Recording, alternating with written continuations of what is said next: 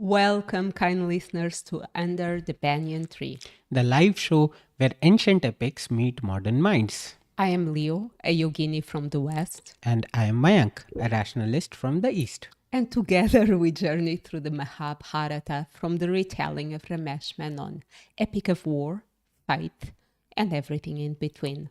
Everything in between. And today, I'm the one introducing the chapters, and we are going to do two chapters today. Chapter 44, Ghatotkacha, and chapter 45, A Sleepy Town. And our sankalpa today is to cover these two chapters through the theme of lust. So, who would go first? So, before we start sharing our understanding of lust, I just want to do a side note. Although this is in our disclaimer, today we might touch some sensitive information. So, we would advise that this episode is watched by people over 16 or 18 and have this in mind. If you consider yourself a very sensitive person and you don't like to talk about sex and other things around, just skip this episode and go to the next one or the previous one. Mm-hmm. So, with this in mind, I will share my definition of lust. Or shall I go first? Because your definition usually is a well researched one. Okay, so go ahead. Yeah, like because my definition is for the common people.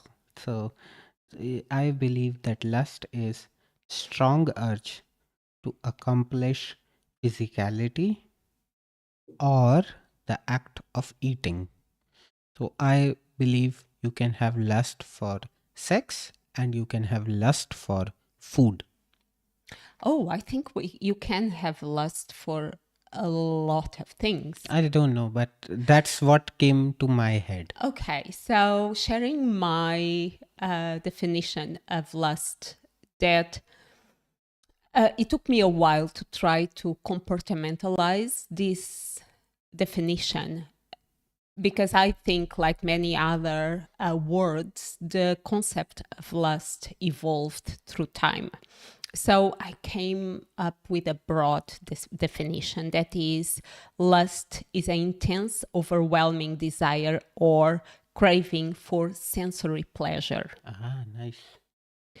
And I think we can see it at different levels. Like at the psychological level, is that, sexual drive, impulse, obsession, distinct from a long-term emotional attachment or love.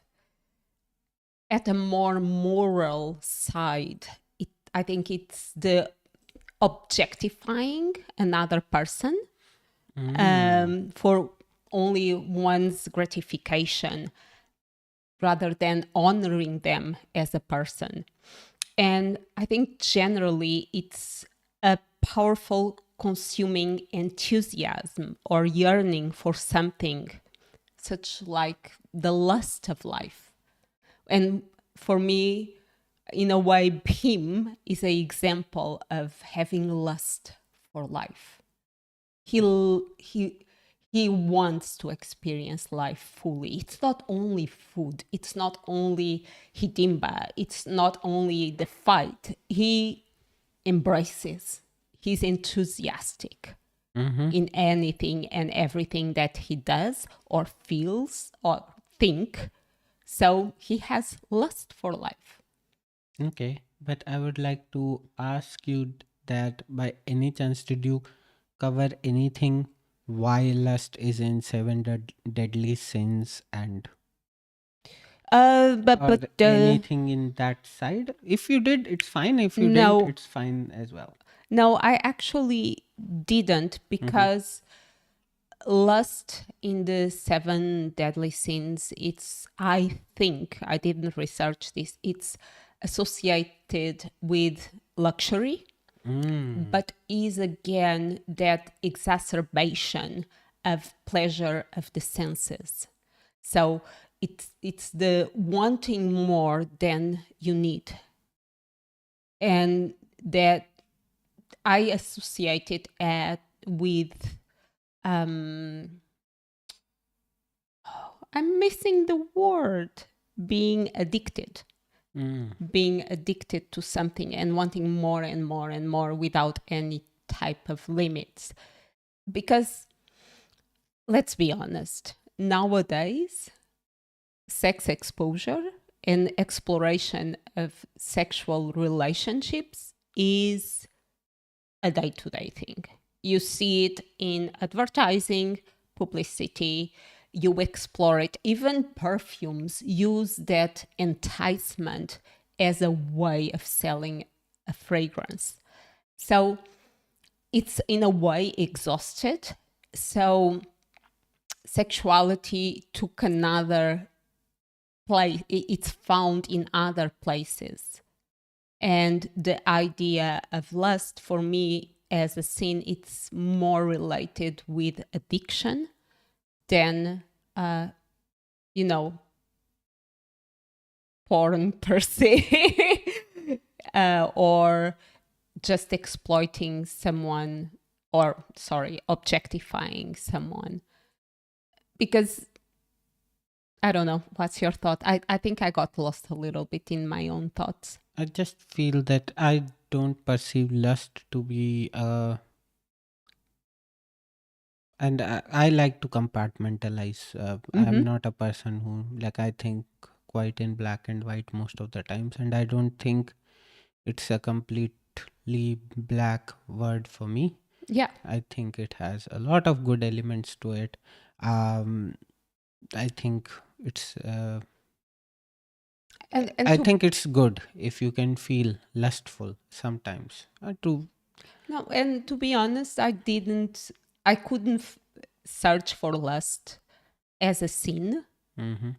I think that would be also trying to find something that can be diminishing and dark and hurtful. And I didn't want to take that turn in this, especially in these two chapters. And yes, there's a moment where it was like, oh, very interesting, and we go about Baka Yeah, phallus. yeah, yeah. But I didn't want to take that turn, to be honest. And I think we can see a way of addiction, or I don't know, or not, after we will explore it. But to be honest, I didn't want to take that turn. And maybe this idea of addiction is quite informed by the seven deadly sins from Stephen Fry, that he has a series on it, and it's enlightening and interesting, and I advise everyone to listen to it. But I wanted to see lust as something healthy and balanced, and here and there bring some shades into it. Yeah, and there can be, like, lust can also be sin, no doubt about it.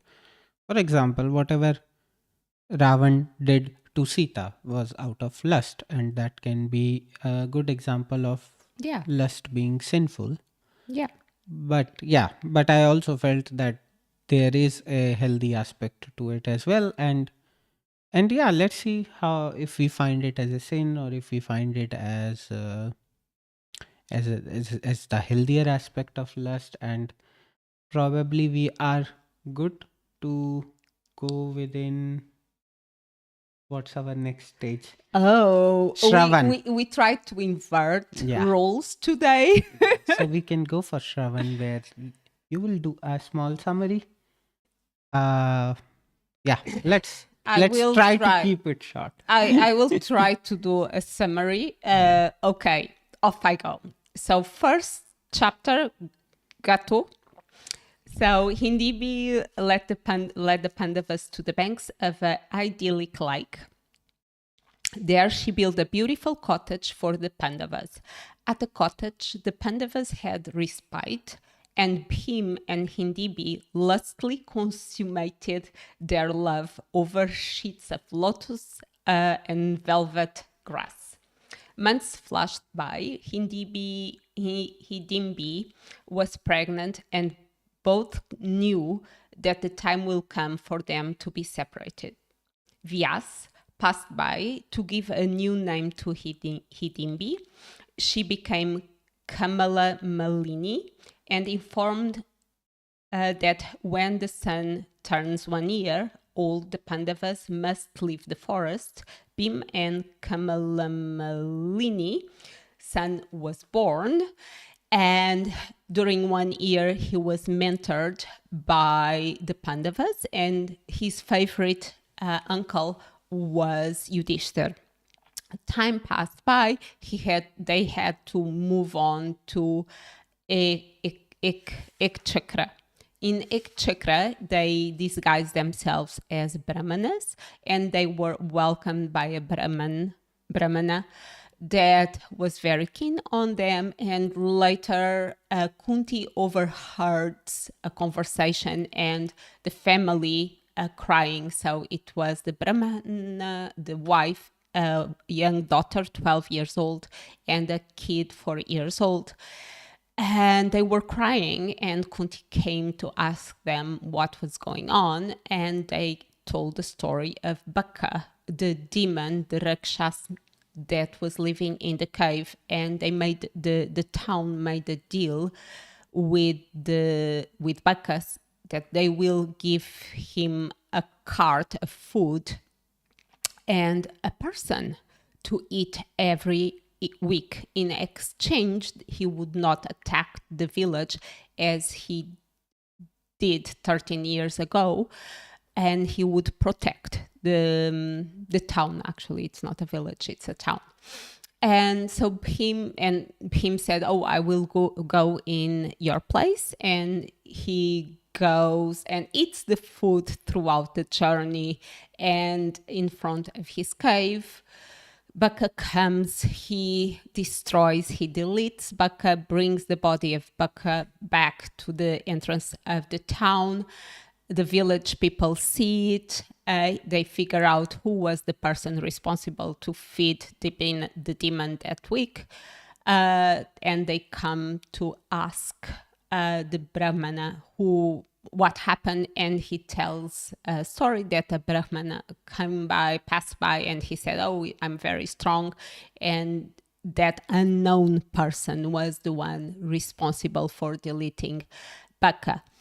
Throughout all these 2 chapters, although it seems that the Pandavas are having respite and are actually in a very safe environment, they are always very anxious. And that's it. A very good summary. Yeah, more or less covered all the important aspects. But there's details that I missed. When we can always go in the details in detail in our Swadhyay.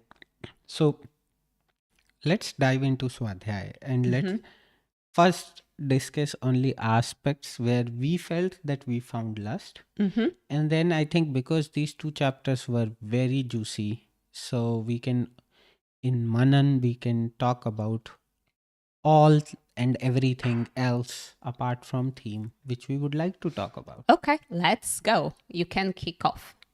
Yeah, so I think the first instance for me in terms of lust, and I think the first chapter was full of it, was the love making of Hidimbi and Bhim.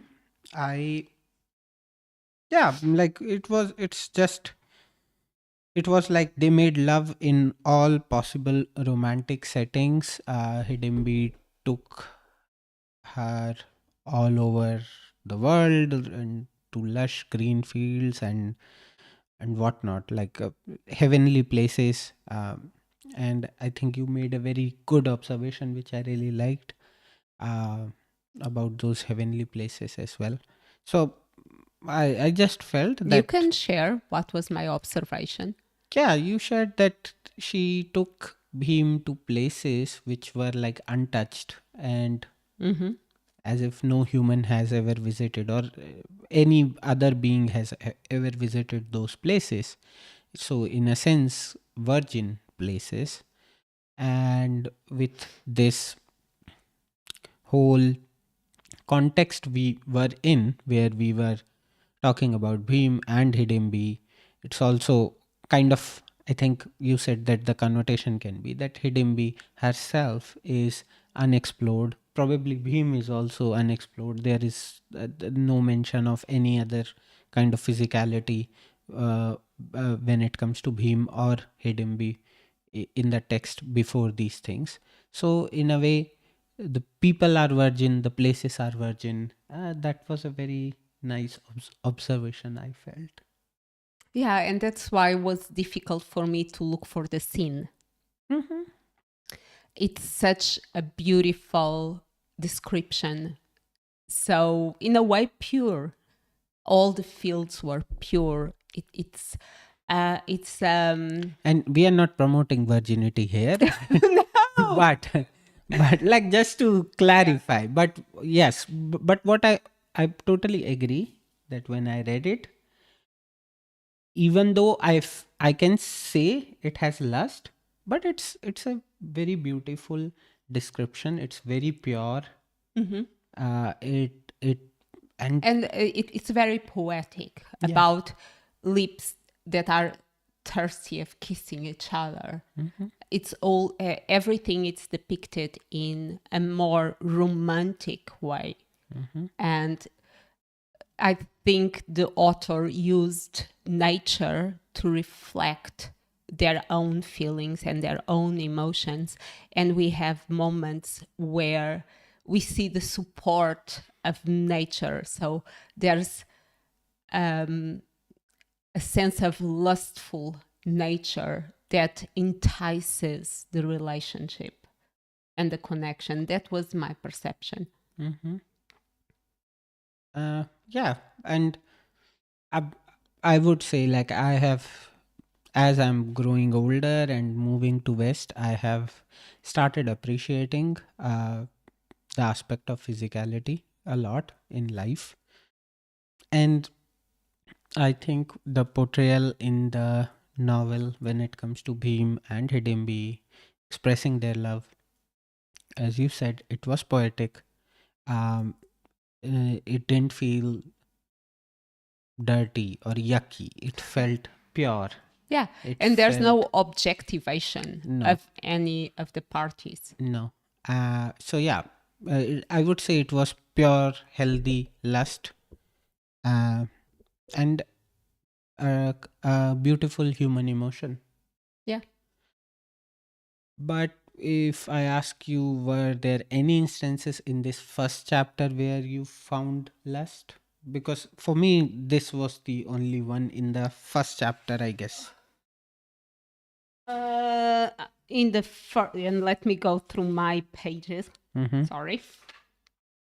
Um, Yeah, this is. I love this sentence. And the earth conspired to make their ardor more climactic. Mm-hmm. It's really nice. Ask the woman. No, to be honest, no. But do you have any other idea? No, because then I was like, in chapter 2, I Oh, saw. wait. No, I had a brainwave. Mm-hmm. So previously, I mentioned that lust can be a expression of enthusiasm, a expression of wanting more, of yearning, and that it's related with sensory pleasure. Mm-hmm. So we've learned that Gato, his favorite teacher was Yudhishthir, and he would sit listening and listening and listening and learning, and he would never be tired. So I don't know if this is pushing it too much. I want your opinion, but I felt that idea, that concept of lust for knowledge. Yeah.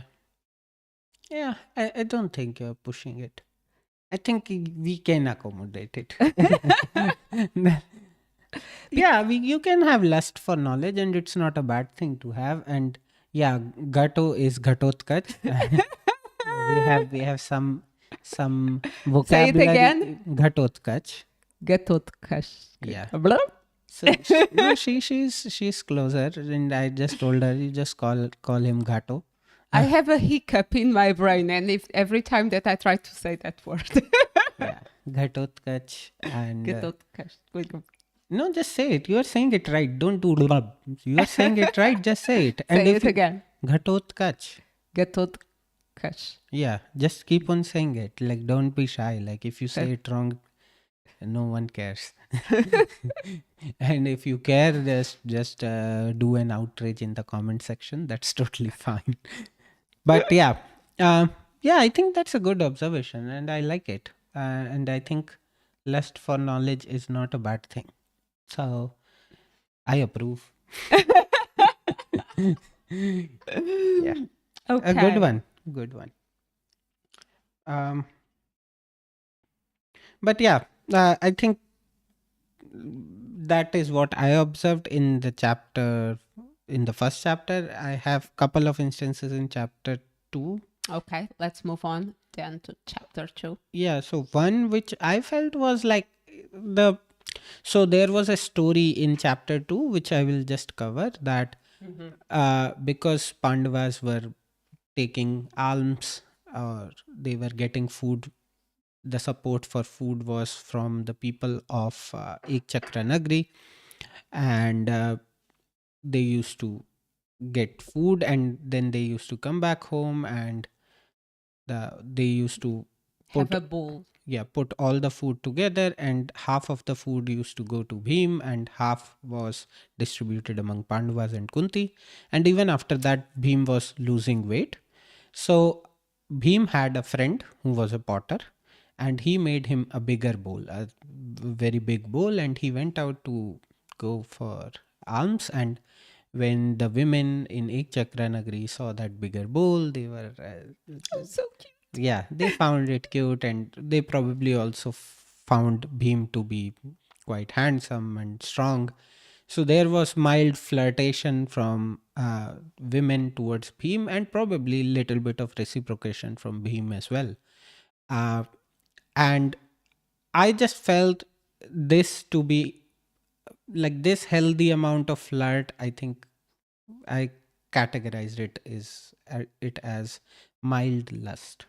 Yeah, I had the same thought actually, and I, And I'm sorry, I just explained the whole story because it was not part of the summary. of course, So I yes. just thought, Thank you. yeah, the kind listeners will have some context. Thank you. And I even went a step further.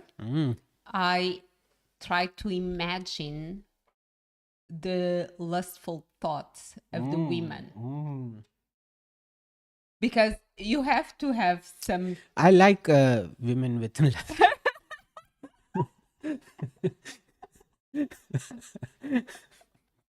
Go ahead, go ahead. Sorry. No, because for them to act in that way, Yes, it takes a good amount of energy, especially in those times, I think. it is empowering. Yeah. Yeah. Yeah, like it's because societally and culturally we are not habitual to this fact that women can have such thoughts as well. Yep. And Yep. like you said, when you talked about porn and all other sexual fantasies, they are so male centric that no one even considers, or like very few people consider this aspect that, oh, women can also have these thoughts, which I liked the way In the book. yeah, in the Yeah. book it was written. So yeah, I think yeah. Do you have the next instance? So, and we were talking about this a little bit, but the obsession, like, I need your help to think this through. Mm-hmm. So, let's say that him has a lot of pleasure from eating. Can we call it lust? I actually wrote it. That this is full food porn, full food lust. Okay. Yeah. Because it's not only we know that he is a big structured man. Okay, he needs food. That's it.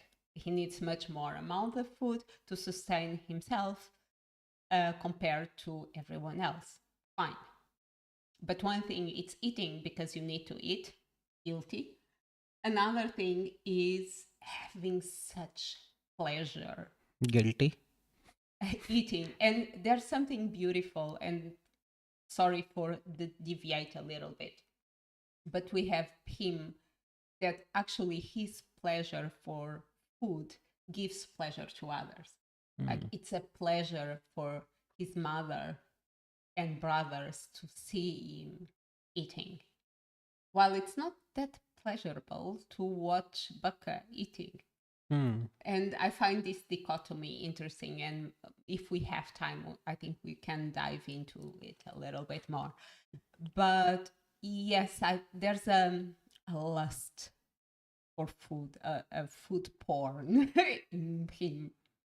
And recently we watched Project Hail Mary, and spoilers ahead. If you haven't watched it, probably skip next 1 minute or so. But there's an alien character in Project Hail Mary, which is Rocky. And what I understood from its author is that Rocky eats alone, and everyone on their planet they eat alone because it's a biological function which we do, and we more or less do all our biological things in private, but when it comes to eating it's totally acceptable, and it's actually a social norm that we eat together. If you eat together with people, probably they are your friends, or the probability of they becoming your friends increase. So But there's that's like they they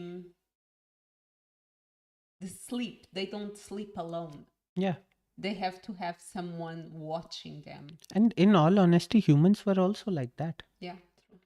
uh, Now because we are in such safe environment we can sleep peacefully, but I watched some, because I don't read, I watched some Instagram short which showed that a tribe in Africa which still kind of is in a nomadic life, they were observed, and they found that in a span of 28 days or something there were like 18 minutes when everyone in the tribe was asleep. There is always someone who's awake, because that is the only way you protect yourself from predators. Yeah.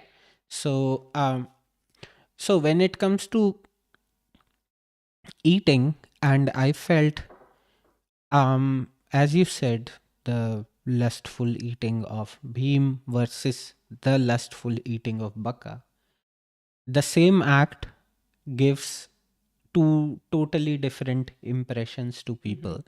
And we have also seen it from the B.R. Chopra's Mahabharat. Many times the brothers say that we don't enjoy food Without people. without Bhim. So there is probably some pleasure in watching Bhim eat. Yeah. And I think you like we No, like no, it. Say it's if we true. cook something Yeah. and we see that the other person is liking it, enjoying it, Yeah. it is always a feel good emotion, I feel. We are such people pleasers. Yeah. I think it's I think something happens in our brain. Yeah. I think we like to feel that we did something useful or did some favors to someone else. Yeah. And That it, we please the others. yeah. Yeah. Maybe it stems from our basic urge or basic need of being part of a community. Yeah, because long Like, time ago, if you wanted to be part of a community, you had to be useful yeah, or for else the you will be community. banished. Yeah. So it's natural Yeah. that when you do something for someone else, if that someone else is happy Hmm. and pleased, you will feel happy because you feel that you are contributing Hmm. to the group, to Yeah. your community. Okay, so moving on, another instance of lust. Well, I don't think so. Do Oh, you have one? there's an explicit one. Oh, the baka. That it But was it so wasn't. primal, I think. But why is it lust? Like he is. He Like is excited with what? with the thirst of hunt. He thinks that he will hunt and have a fight, so that makes him excited. But It's they lust showed it. for hunt, for fight. It's thirst. No, but I'm a bit confused. They showed it like a sexual excitement. They called it throbbing phallus. That's what they said, which seems like a sexual excitement. But the lust for hunt, I cannot relate it with sexual excitement. But that's because you evolved. Mm-hmm. But for me, it's not that weird. And that's, maybe I'm saying something stupid, but like when men are competing, Mm. it's actually, I think there's the idea of not having, Oh, I got it. It's bloodlust.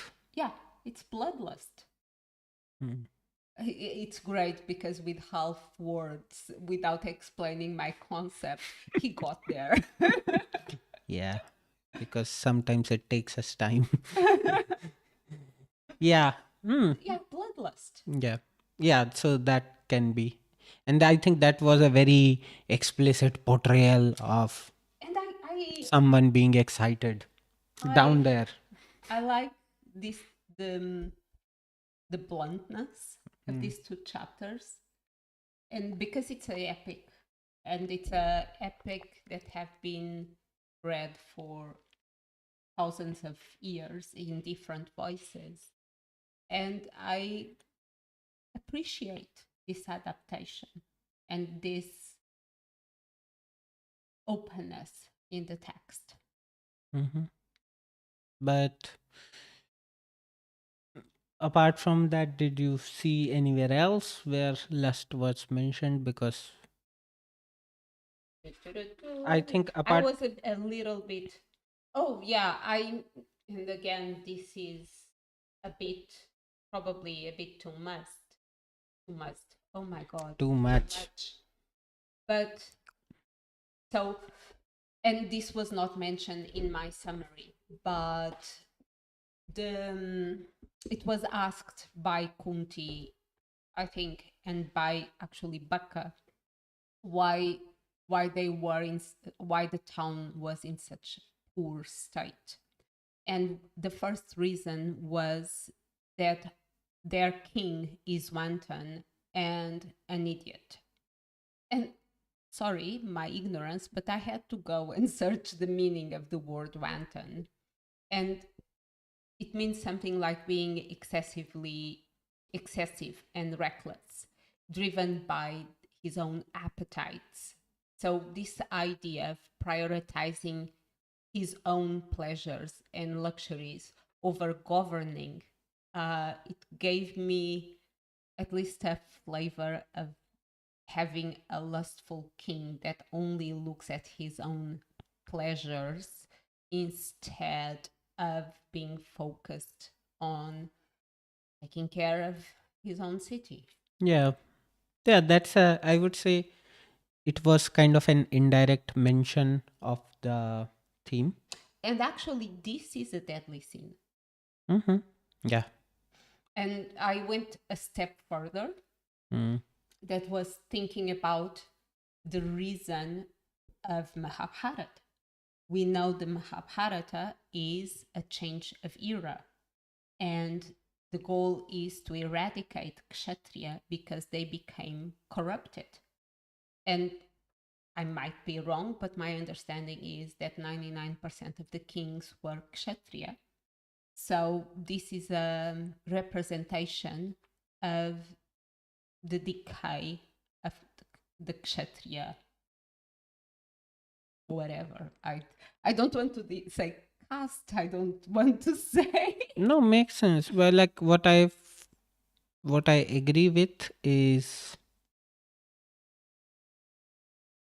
this: when you talked about the definition that lust is about pleasuring your senses. Mm-hmm. So, being a king, you have all the opportunities to pleasure your senses.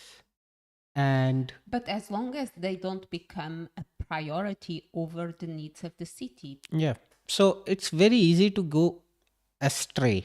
Yeah. And what their king was, for sure, he was an idiot.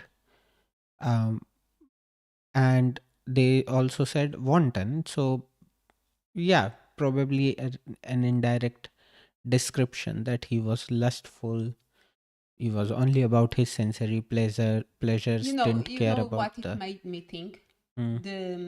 I don't remember his name, but when the monkey, the in the Ramayana, Hmm. when the monkey became king, Sugriv. Sugriv, when Sugriv took over the place of his brother, he was Yeah. lustful, Yeah, and it like made me think of Sugriv.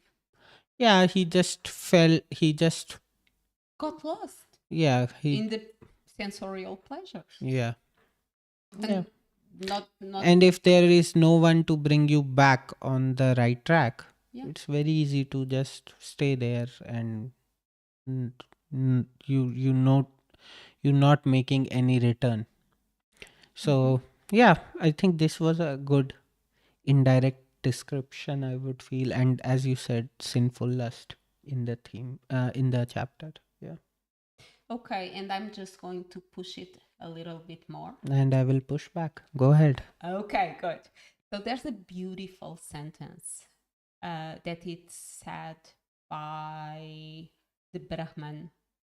So he says, well, we decide to go all together because if I die, my family cannot be sustainable. There's nobody, no one earning.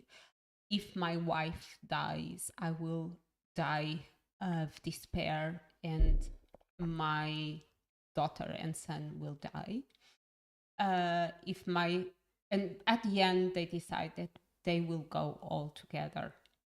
And after this, the Brahman says, but despite all philosophy of the world, life is sweet, and the thought of dying is dreadful. And this makes me think about the lust of life, because is the dichotomy of, oh, all philosophy says that this life is illusion, and your body, it's just a cloth that you leave behind.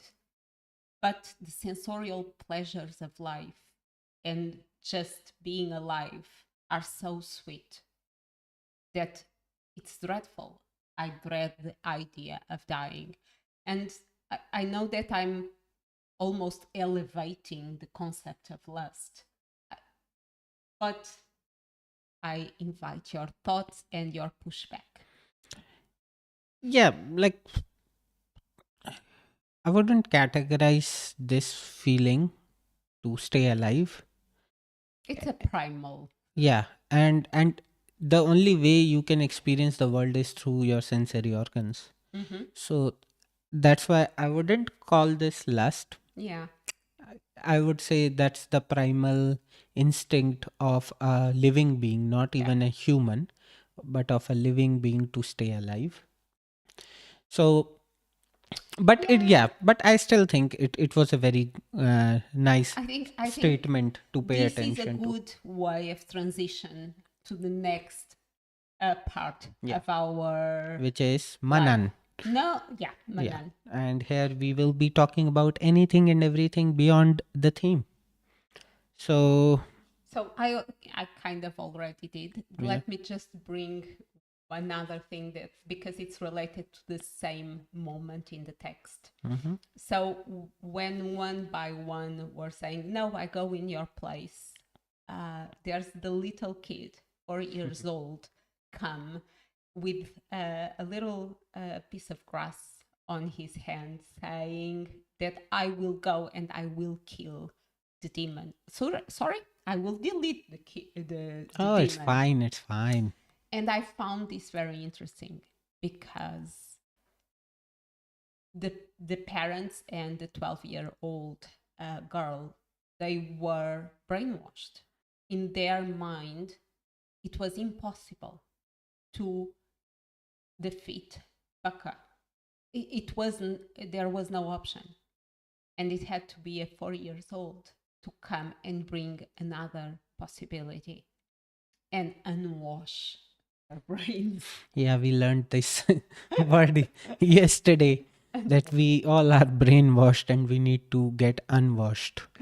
But I found this, it happened so many times that someone with a completely different experience, or even being inexperienced, Yeah. because he was 4 years old. So imagine like that girl. So Baka came 13 years ago. She was 12. So for her, that was cause and effect. Like there were no other possibilities. While for him, because he was so young, he could see other possibilities.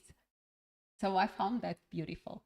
Yeah, that was a very nice observation. I felt like this, that was like inception. Yeah. Like he came up with an idea that why we only need to surrender, we can also fight. And I felt in a way that little act also inspired Bhim. Yeah. For sure, I know, like in all possibilities, Bhim would have deleted Baka, but I think that would have given him more motivation and inspiration that if a small kid can think about. Or even inspired Kunti to say, "Oh no, Yeah, I will send my second son." yeah. Which, and in a way, there was some difference with the series Mm-hmm. where Kunti, I don't know when she decides or when she talks to Bhim, and the whole conversation is between when all brothers were there. Here it was only Bhim and Kunti, and After Kunti decides that Bhim is going no matter what. So I think, I don't think she decided no matter what. I think she knew. yeah, She knew well enough her son. mm, She, I think again, she felt empowered. Um, and even there's an instance where the Brahman says, "Look, but if you don't want to go, you don't have to go." Like there was always a possibility of changing the plan. I think she was just knowledgeable. yeah, And and she was confident yeah, that Bhim and has Bhim the was capacity. thrilled. Yeah, for Bhim it was like so much food. Why would you deprive me from that? Yeah. The demon is secondary, but And he said something like, "Oh, thank God, I feel restless. Finally, I will have some fight." mhm. So I think it was everything which Bhim wanted: yeah, food and fight.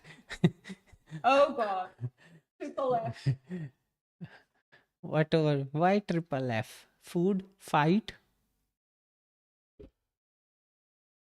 food fight. Ah, What did okay. he had before? He had Oh the yeah, three F. yeah, yeah, yeah. Okay, sorry. My innocent mind doesn't can't think all this. It's the women today who are I've been inspired by the women of Hindi Ek Chakra. Hidimbi. Hidimbi, okay. Hidimbi. I thought the women of Ek Chakra. No, he didn't. Yeah, Okay. What else? Otherwise, I will keep I talking. think we can go in the now reverse chronological order. So when Kunti shared this plan with the Pandavas, Yudhishthir was first time agitated and angry and Mhm. impatient, Mhm. which was quite out of character for Yudhishthir, but I in a way I appreciated it. Like it's like he is human. And it's not only that. I think we have the texts telling us that they were anxious, but we didn't see any anxious action. I think it was a way of Would you informing us. also add why they were anxious? Because that's also one topic which I wanted to talk about. Yeah, they were anxious because they were afraid of the spies of Duryodhana. No, but there was something else, something deep. So their last experience in forest wasn't pleasant. They lost Pandu, their father. Oh, So that's what it said oh. somewhere, and I made a note that Yeah, it was, but that was at the beginning of the yeah, text that yeah, although they were recalling the time in the forest and it was very pleasant, it was shadowed by the loss of Pandu. yeah. Yeah, So but that okay. green ashram reminded them of their early years with Pandu, and anxiety never left their hearts. And as you were saying it yesterday, that it kept on adding up, piling up, Yeah, and that was probably the outlet for yeah, Yudhishthir. And he being the eldest brother, and the taking all more the composed one. yeah, and taking all the decisions. So whatever he decides, everyone else is doing it. So every onus for good or bad decision is on him. Yeah, And I think in that moment, he he just let it out. yeah. So And I think we see how he recognized the importance of Pim. hmm, And, I think in a way it's also showing his helplessness in the sense of if it wasn't Pim, what would be of us? yeah, because he says this that Bhim was the one who brought us out Yeah. from the cave. Yeah. Um. Yeah. So I actually liked that part in series. Well, it didn't seem that nice to me. Yeah. Yeah, I think they pushed it too Yeah, much. but I think here it was. I think here it was nice that Yudhishthir got angry and then Yeah, and as you said, he's also human. yeah, And which is that was a come down to earth moment and humanizing in a way, yeah, Yudhishthir. yeah.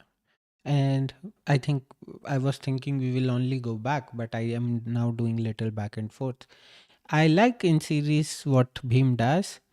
He reaches the cave and And he let the let go of the bulls. yeah of the bullocks, because why to give them the whole trauma of watching two demon or big figures fight, so he lets them go. Here in this case he keeps them there and they were all terrorized and traumatized. Yeah. I think that wasn't great, but yeah.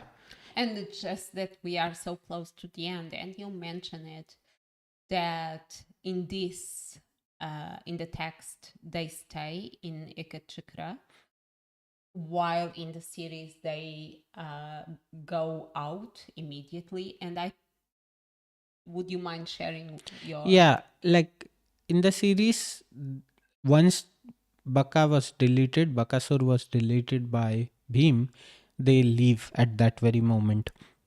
While here, they stayed there for few more months. And for me, it was bit strange because, people are nosy. Mhm. You can always make 2 plus 2 is equals to 4 in the sense that oh, this house had to go, and then there are 5 people and one mother living in that house, and One it's almost a giant. yeah, They are very loving of their mother. yeah, There's a lot of cues yeah, to show that they could be the Pandavas. Pandavas. And Duryodhan spies are everywhere, and so it doesn't make any sense for them to stay there. I felt series portrayed it in a much more realistic manner. They delivered. They thanked their host for all the services by deleting Bakasur. and they quietly left, which to me made more sense. So, okay. And um, there's something that I find interesting in the book, that is Vyas. We have Vyas coming and going from the ashram and taking them into Ekchakra. And we don't see this in the series. And I find it interesting because it's like time or destiny being manifested and interfering in the plot. Although he's their grandfather, Mm-hmm. but I found this connecting the dots more credible than what we see in the series. I remember of saying, but well, now they are dressed as Brahmana, Yeah. and over here it connects more, I think. Yeah, because Vyas gives them explicit instruction that go to a Chakranagri, stay there like Brahmins, live on alms. Yeah. So, which makes much more sense because he's the story writer, so he knows what he wants to write next. So he Yeah. wants the protagonists to do the same thing, and yeah, that for sure. I think in series it was probably they didn't have that actor at that point of time, so they just skipped that part. Maybe we never know. We never know. Yeah, but the actor, I don't know his name, but the Ved Vyas from B.R. Chopra's Mahabharat, legendary actor. Um, Thank you. yeah. There's something that I want to bring up Mm-hmm. that relates to the first chapter. First is the fact that we have a woman leading. She is the one that says, "Oh, I will take him with me." And secondly, she is the one showing new things to him and taking him to untouched, unknown places. And from this union comes a boy that grows out of time, and he excels in everything. And this made me think about how we can learn from the ones that are different from us. And they are even judged as less than, uh, and how beautiful it can be, that journey of open to each other, not in a physical way, but in a mind way or emotional way. Yeah, like they are two different races, humans and demons. Even this human is no ordinary human. He's son of wind, so kind of demigod or semi demigod. And they decided to get married and have a child, and you get one of the extraordinary magical being in the form of Ghatotkacha.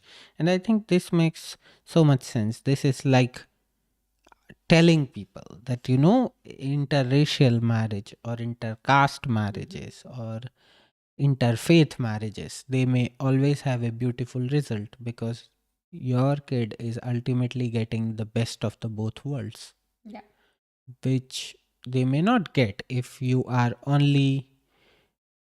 kind of, I think it's called endogamy or something, I'm not sure, but like if you are only marrying within one group, staying in only one culture, not bringing any good ideas from outside, and if you are staying in a bubble. So I think this was a very good example, and I think a very good observation from your side. And thank you for bringing more objective examples to my abstract idea. Yeah, like you talk about concepts, and in the sense that they are more about individuals in their inner journey, and I talk about things in terms of what their impact in society is. And that's why we are a great team. Yes, see, interfaith, interrace, intercaste. Intercontinental. Yes, yeah, we. Uh, so yeah, that was And you talked about Kamal Malini. Oh yeah, but that's I found that. Why to give a name if you don't want to use it? Yeah, exactly. I found interesting because Yes. in the beginning of the text we have Gandhi. Matsya Gandhi being named Satyavati. And from that moment on, we always hear Satyavati. Yeah. That's it. Also, you said why she got that name. She got that name because she had sex with a man. Yeah. With a magical or With with a great man, Parashar. Yeah. yeah. And now we have Hidimbi Hmm. that changed herself Hmm. because it's not simply making love with him. She actually changed herself. She transformed inside and outside, evolved. She gets a new name No, because she did much more than that. She served Pandavas. yes, Her mother-in-law gave them shelter, yeah, promised she will bring Bhim back back. on time, shows Bhim all sorts of realms, makes a magical baby, Yes, and gets a new name. but the text keeps calling her Hidimba. Yeah, Why? yeah. Either don't give her a name, don't take away her identity. Yeah, Hidimbi is a good name.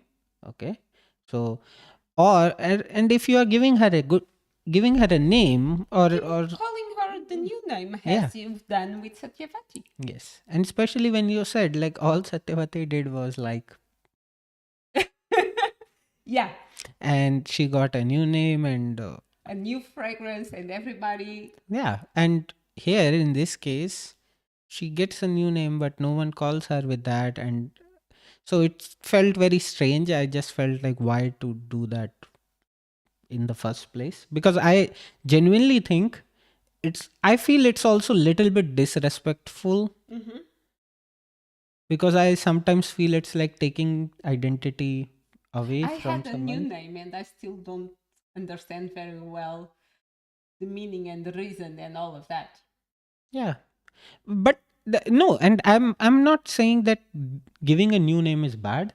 All No, I'm saying is you should be calling the same person with all their names, or at least the name which they prefer. yeah, and I call this out because it feels wrong in my gut, Hmm. and it's such a beautiful name, and I don't understand why the author decided to not call her. Yeah. Uh, shall we go and talk a little bit more about Ghatotkach? Go ahead, please. So Ghatotkach, when he was born, his head resembled a pot, and that's why he got this name Ghatotkach. Ghat, I think, means pot. And he learnt wrestling from his father Bhim, archery from Arjun, and Shastras and Vedas from Yudhishthir, and he became a complete warrior. He in a month he grew into a young guy, and And Bhim, he had a loving nature. he had a loving nature. In like, I think it's a proper build up to make him so nice and so loving, and this is all going in that direction of Game of Thrones, which we like and appreciate, that you build a character, uh, you make everyone fall in love with that character, and then you delete him at the appropriate time. So but I think and it's kind of sad in India that Ghatotkach is used. I probably never told you, I guess, but Ghatotkach is not used as a, it's kind of a disrespectful sometimes to Really? call someone Ghatotkacha, or Okay. it can be endearing. He's not like, people may come and shout at me that, oh, we revere him here and we worship him, but all I'm saying is that in general, if you call someone Ghatotkacha, they are not going to say, oh, thank you for the compliment. Like, Okay. yeah, like say if you call someone Krishna or if you call someone Do Arjun. you think that's because of the series? I think maybe, I think there are. Because in the series, he's in Kurukshetra war. He's like a giant of Harry Potter. He's not. He's depicted as. No, no, but before that, he was also depicted knowledgeable. Okay. Yeah, he's talking some shastras and all. Okay.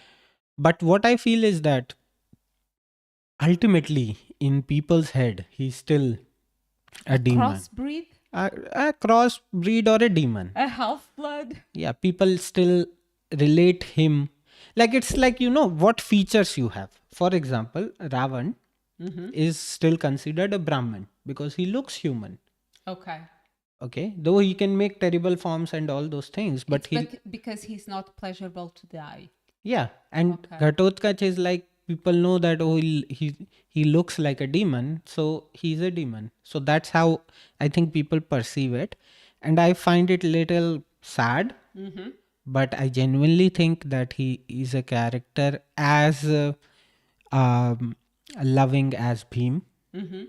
and I genuinely think he's best of both worlds. He brings the best from Bhim, And the the best best from from. Hidimba, Mm-hmm. and the way it was portrayed. And you said he had proper lust for knowledge. He wanted to soak in as much as possible. Mm-hmm. He wanted to soak in as much love as possible from his uncles and Mm-hmm. his grandmother. So, and I'm building him up because we know he will eventually have a tragic end. So, I would just want to give him some character time in our Yeah. Yeah. UTBT as well. Okay. Anything else, or shall we move on to the next phase of our life? We can move on. I would just add one line. We talked about it yesterday as well. Mm-hmm. The way Kunti divided food. Oh, yeah. I feel it very right. Yeah. We were talking about equity and equality. That Bhim used to get half of the food from the total food they used to have.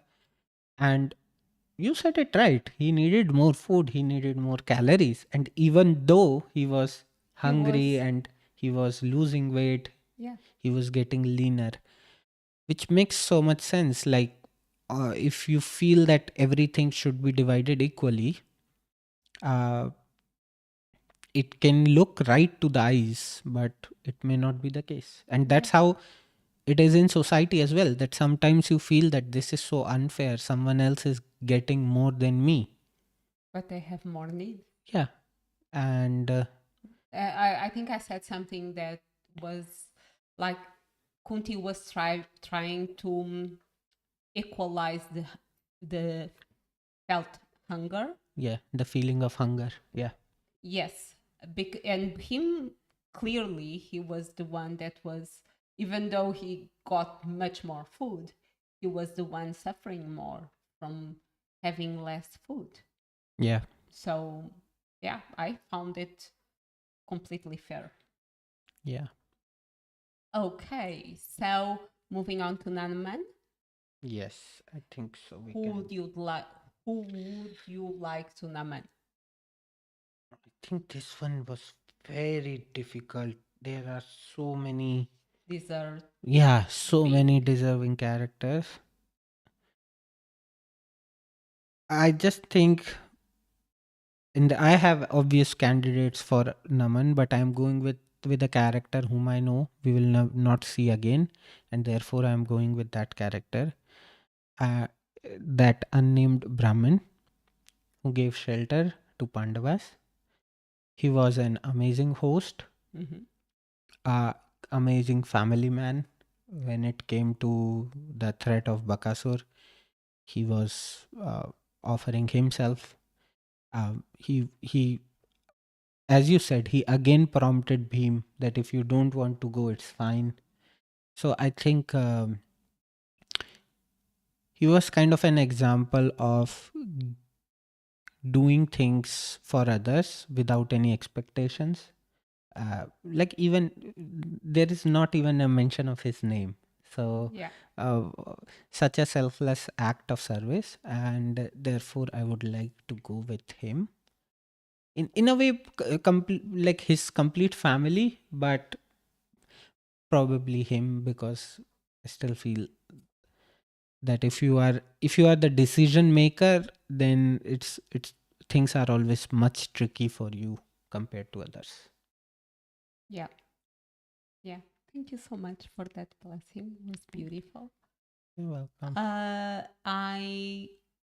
I'm going to bless the women of Mm. these chapters Mhm. because they Dude, that was very clever. Blessed half of the characters in the two chapters by saying women of the. yeah, but they took the lead. By this logic, I could have said I would like to bless the people, and then you will be like, "What did those poor bullocks do against you?" You don't allow me to bless Yeah, animals. go ahead. No, I want to bless them with keeping their clear mind and taking ownership. We have Kunti making a decision on her own. We have Hidimbi or Kamala Malini taking ownership of their relationship. And we need characters to teach, characters like this to teach society Well, in respecting the voice and of a woman. the women of Ek Chakra who Yes. take ownership and start making more food Yes. to give it away to him. To him. Yeah. I think they are inspiring. So I want them to continue inspiring us because we still live in a time where there's a big difference in terms of genders, especially in certain areas of the world. And they come as role models that speak their truth and make their arguments and stand up for their beliefs. And a blessing to all women that are role models and they keep opening the path for others. Good one, a very good one. Thank you. Yeah. Do we have the theme for the next one? Sloth. Yes. Okay. So in the series of 7 deadly sins, now we have sloth. Yeah. Yes. Very nice. I think being a sloth is fun. Being lustful is fun. Being a sloth is fun. All sins are fun. So, yeah, I'll make a short of that. go ahead. All scenes are fun. Yeah. So, yes, so we will see you most probably next week. Yes. And with the theme slot, we don't know how many chapters we are going to cover. We'll see. You will see based on how juicy they are. And if you have any commentary, anything which you would like to share about any character, about the theme, about the story, about And especially about the live and the ones that after listen to it, please give us your feedback. yeah, If there's anything that you would like us to improve, apart from my broken English, we will do our best like to you improve can it. please share any feedback which you believe we can incorporate quickly. You can also share long term feedback, but then you will have to expect that it will take a lot of time for that feedback to get implemented. But yeah, share whatever you would like to share. We had a lot of fun reading these two chapters, and we enjoyed the writing. We many times, like, at least I'm very critical of author here and there. I should also give him credit when he's Yes. doing the great job. So I think these two And chapters I were find fun. brilliant the way that the text help us to reflect on modern issues, how this text that it's so ancient is still valuable, and it still brings so many learnings and teachings to today's life. Yeah, yeah. It's amazing like how timeless the writing is. We can still drink from this fountain. Mm, yeah, the water is fresh. Yes. Uh, yeah. So with that, we will see you next week. Thank And you. thank you so much. Namaste. Thank you. Thank you. Namaste.